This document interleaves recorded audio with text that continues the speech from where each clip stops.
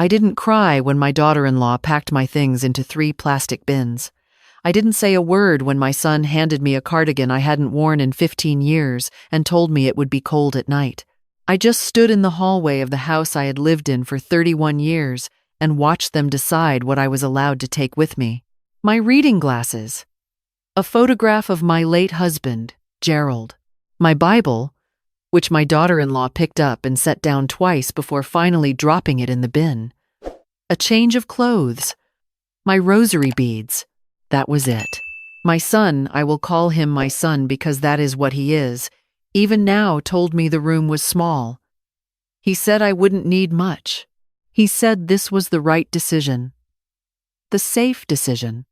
The decision they had both thought about for a very long time.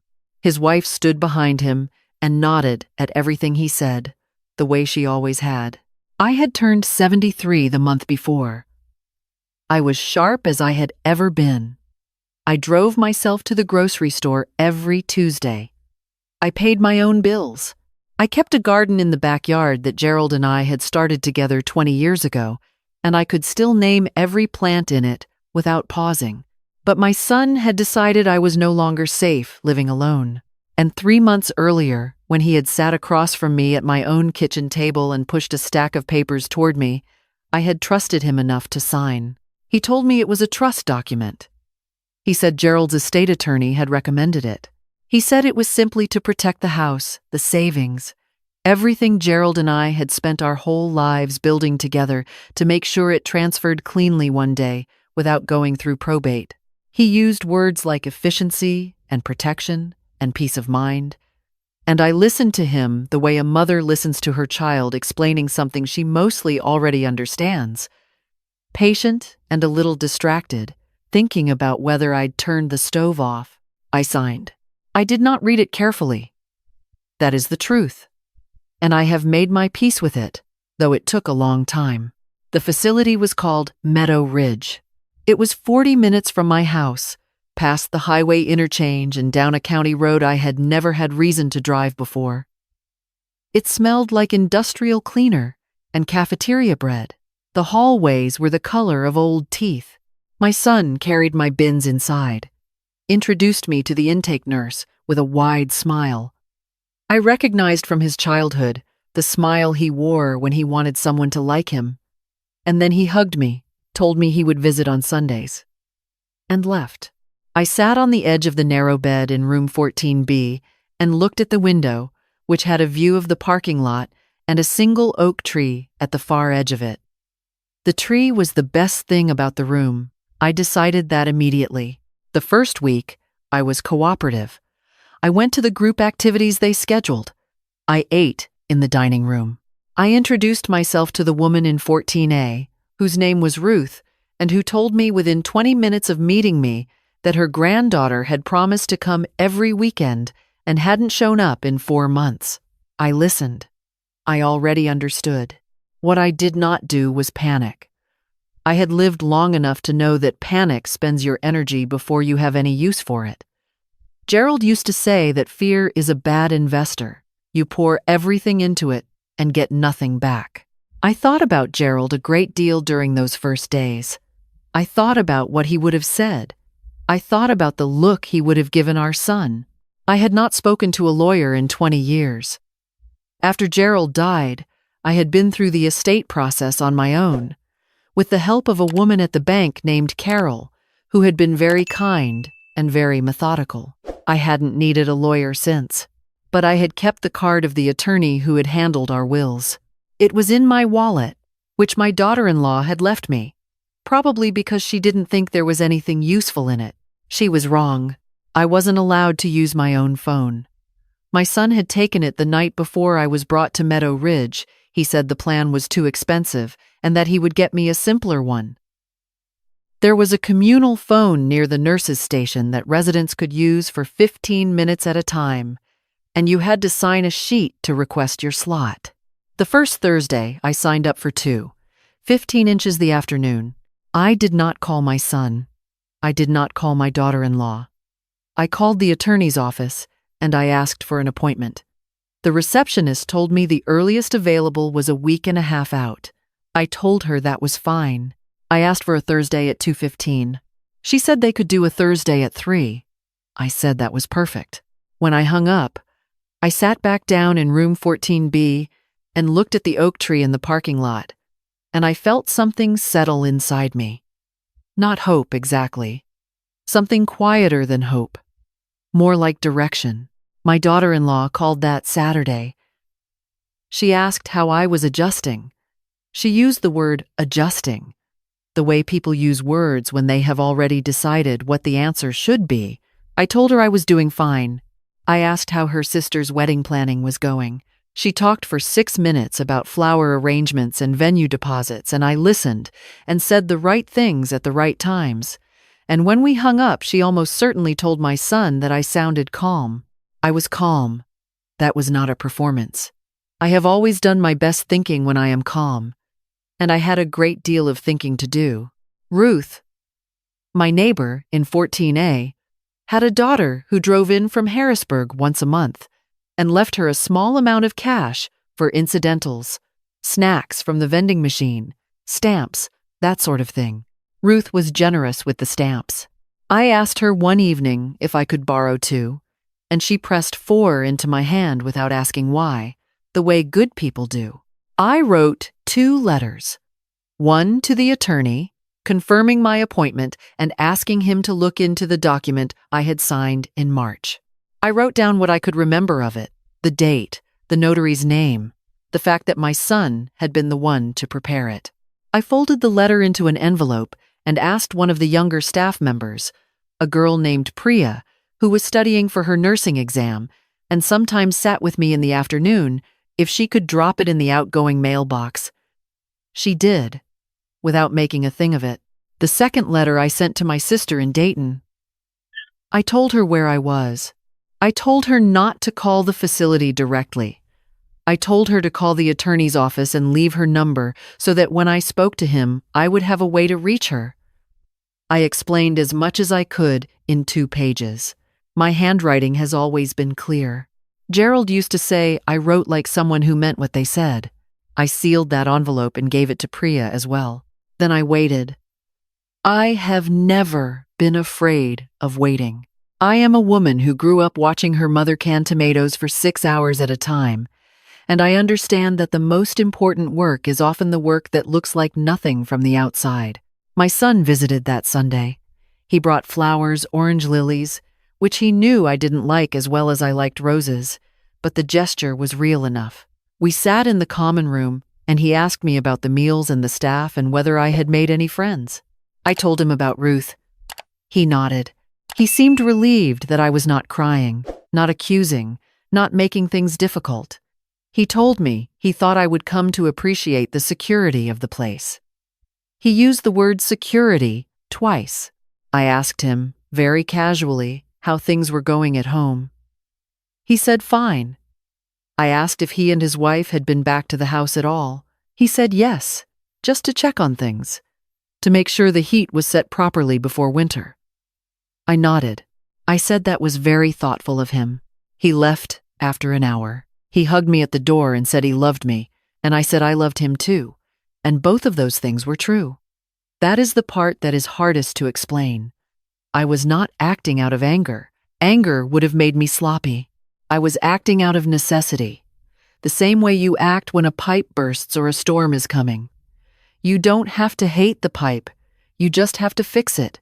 The following Thursday, I took the shuttle that Meadow Ridge ran to a medical complex 6 miles away. The facility offered it for resident appointments, and it stopped at a strip mall on the way back. The attorney's office was 4 blocks from the strip mall. I had checked on a map that Ruth's daughter had brought her. 4 blocks is nothing. I have walked farther than that in my garden on a slow morning. The attorney's name was Mr. Bellamy. He was younger than I expected, maybe 45, with the kind of careful eyes that made me think he had been lied to enough times to have gotten good at watching for it. He had received my letter. He had already pulled the county records. He turned the monitor toward me so I could see. The document I had signed in March was not a trust instrument. It was a quitclaim deed. My house, the house Gerald and I had bought in 1989, the house where we had raised our son, where I had planted every rose bush and repainted every room at least twice, had been transferred into a limited liability company that my son and his wife had registered 2 weeks before they sat down at my kitchen table. I looked at the screen for a long time. Mr. Bellamy let me look. Then he asked me a number of questions. He asked whether I had been informed of what I was signing. I said, no. He asked whether I had signed under any pressure or duress. I thought about the word duress, and I thought about the way my son had sat across from me and smiled and used the word protection. And I said yes, I believed I had, though it had not felt that way at the time. He nodded slowly. He said that in cases involving elderly property owners and family members, the courts took a very particular view of informed consent. He said the word elderly, the careful way people say it when they are trying not to make it an insult. I told him I was 73 and fully competent, and that I could tell him the name of every president since Truman if he needed convincing. He smiled for the first time since I'd come in. He said that was more than sufficient. There was something else, though. 41 years ago, when we were young and had very little but were very optimistic about it, Gerald and I had bought a small parcel of land in the next county over, 12 acres. We had bought it as an investment, or what passed for an investment when you had almost nothing a down payment on something that might someday matter. We planted nothing on it. We did nothing with it. For 30 years it sat on the edge of our finances as a kind of quiet bet on the future, and then life got busy and Gerald got sick and I simply forgot about it. I had not included it in any of the documents my son had prepared. Mr. Bellamy found it in the property records when he was pulling my history. He asked if I was aware that a regional development company had been buying up parcels in that corridor for the past 18 months in advance of a new interchange project. He asked if I knew that comparable parcels in that area had recently appraised between $800,000 and $1.2 million. I told him I had not known that. He said, very quietly, that the parcel was still entirely in my name. It had never been touched. My son had not known about it, or if he had not moved fast enough. I sat with that for a moment. Gerald's 12 acres, the quiet bet. Still there, still mine, still waiting. I asked Mr. Bellamy what we could do. He told me. The legal process took 4 months. I will not pretend it was simple or that I was never frightened during those months. There were days at Meadow Ridge when I woke at 3:00 the morning and lay in the dark and listened to the building breathe around me and felt the full weight of what I was doing. I was taking my own son to court. I was accusing him of fraud. There were moments when I wondered if I had misread something, if there was an explanation I had missed, if I owed him the chance to explain himself before I went further. And then I would think about the orange lilies. I would think about the way he had stood in my hallway with the old cardigan and told me the room at Meadow Ridge would be small. I would think about the LLC his wife had registered 2 weeks before they came to my table with those papers, and the smile he had given the intake nurse at Meadow Ridge, and I would stop wondering. My sister came down from Dayton in October. She could not get me out. My son had been named my emergency contact and had, I later learned, told the staff that I had a history of confusion and should not be permitted to leave without his approval. Mr. Bellamy was working on reversing that. In the meantime, my sister sat with me in the common room and held my hand and did not cry, which was what I needed. She is 4 years younger than me and has always been steadier than people give her credit for. She brought me a prepaid phone she had bought at the drugstore. I kept it under the mattress. I used it twice, once to call Mr. Bellamy, once to call a woman I had worked with at the school district before I retired, a woman named Patricia, who had gone back to school in her 50s and become a licensed social worker. I told her what had happened. She contacted the County Adult Protective Services office the following morning. The investigation opened on a Wednesday. My son did not find out until Friday, when the caseworker called him. He called Meadow Ridge that same afternoon, asking to speak to me. The nurse at the desk told him I was in the garden. I was, actually. I had started volunteering to water the small raised beds near the back entrance, which no one else seemed to want to do. I was standing in the afternoon sun with a watering can, and I was not available. The court date came in November. I was driven there by Mr. Bellamy's assistant, a young woman named Denise who talked the whole way about her dog, and which I appreciated because it kept me from thinking too hard. The courthouse had high ceilings and smelled like paper and radiator heat. My son was already there when I walked in. He was wearing a suit I didn't recognize. His wife was not with him. He looked at me across the room and I looked back and neither of us said anything. What the judge found was this. The quitclaim deed had been signed under conditions that met the legal standard for undue influence. I had not been adequately informed of what I was signing. The LLC had been established with deliberate intent to conceal its purpose from me. The deed was voided. The house reverted to my name. Additionally, my son's access to my financial accounts, which I had not fully understood, had been transferred under a durable power of attorney I had signed years earlier, and which he had been using to pay himself a caretaking stipend for the past 8 months was terminated, and he was ordered to repay the amounts withdrawn. The caretaking stipend was $4,400 a month. He had been paying himself that from my savings account since March. I had not known. My son, whom I had raised, had been quietly taking money from me while I sat in a room overlooking a parking lot and watered other people's gardens and waited. I did not cry in the courtroom. I saved that for later. The drive back from the courthouse, I sat in the passenger seat while Denise talked about her dog again, and I watched the November fields go past outside the window, and I let myself feel all of it. The loss and the relief and the grief and the strange lightness that comes when something you have been bracing against finally stops. I thought about Gerald. I thought about how much I wished he were alive so I could tell him what our son had done. And I thought about how much I also wished he were alive so he did not have to know. I moved back into my house on a Thursday in early December. My sister had come down to open it up, turn the heat on, buy groceries. She had also, I noticed, replaced the lock on the front door. I did not ask her about this. I simply took the new key and held it for a moment before I put it on my keyring. The house was exactly as I had left it, almost exactly. A few things had been moved things from the shelves in the study, some of Gerald's tools from the garage. I did not make an inventory.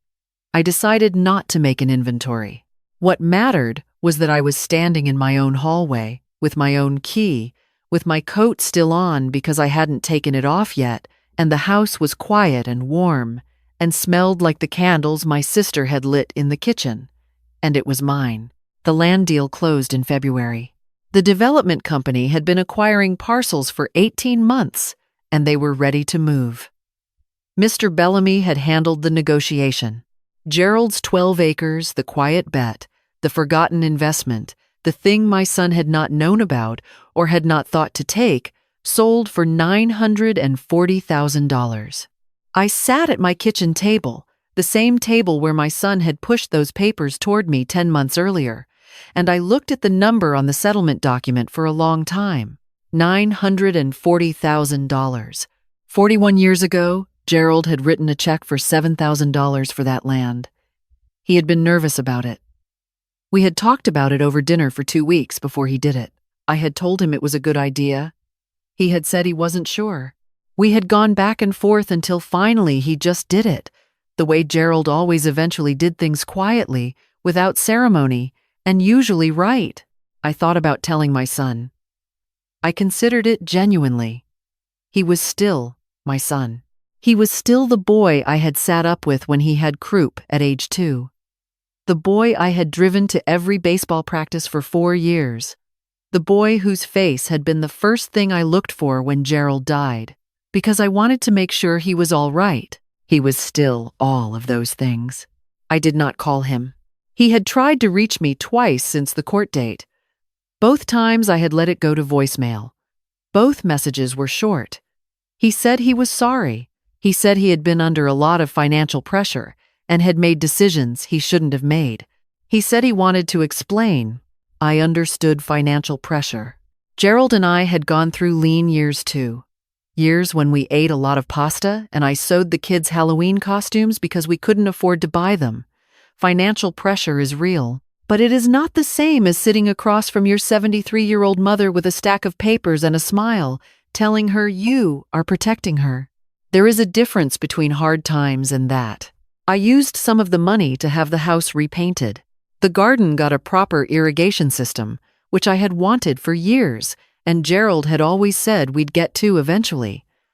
I paid off the small remaining balance on the mortgage. I set aside a significant portion in a trust, a real trust, drawn up by Mr. Bellamy, with my sister and my niece as co-trustees, so that when my time came, there would be nothing for anyone to contest, and nothing that required anyone's signature but mine. I also made a donation to an organization that provides legal assistance to elderly people in situations like the one I had been in. I asked them not to announce it. They respected that. Ruth at Meadow Ridge called me in the spring. She had gotten my number from my sister somehow. I suspect they had exchanged information at some point during the long fall of all this, the way women who are worried about each other do. Ruth told me her granddaughter had finally come to visit. She said it had been a short visit, but a real one. She sounded lighter than she had in the fall. I told her I was glad. I meant it. People ask me sometimes, or they would, if I told this story to very many people, whether I am angry. I understand why they would ask.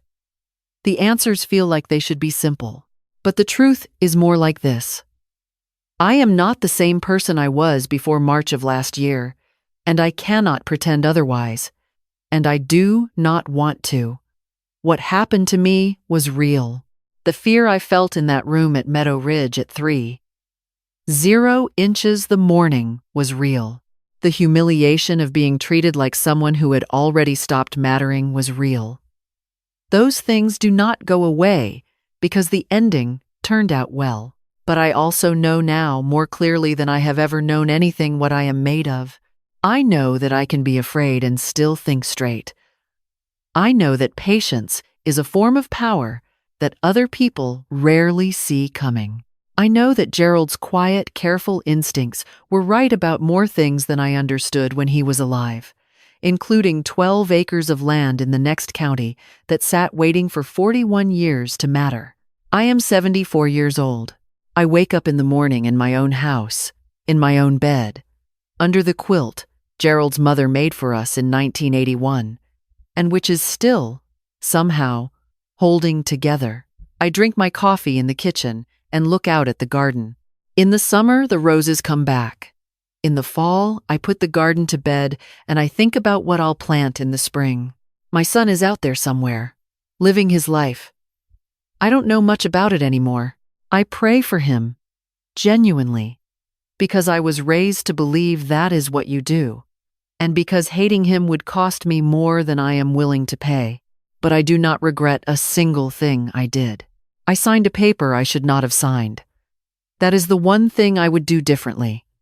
Not out of doubt, not out of fear, just read the paper. Take the time. Ask the question.